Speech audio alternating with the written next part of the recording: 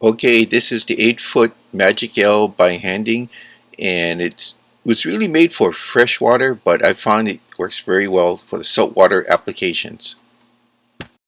Okay, Scuba Chris here. Made it to my spot. So one of the areas I still need to hack through. So this is my Magic L rod. This is 7.5 feet by Handing, and I got on my new reel, my M1 Elite. This is the 4000. Now basically this is a 4K reel, but with this lighter rig at 7.5 feet, I'm sorry, 8 feet. This is a pure 8 foot.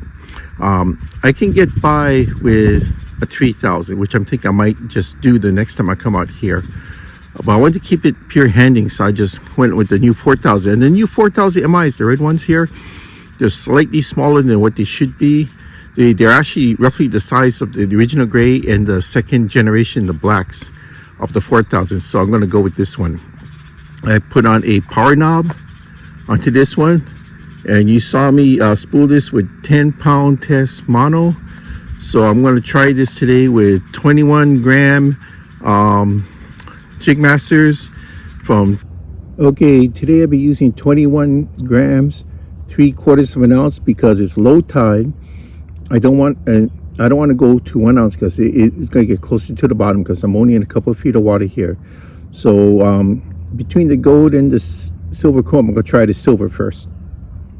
Sorry, the fight showed too much of the area, so me and my partner decided just to take a picture of it and post this.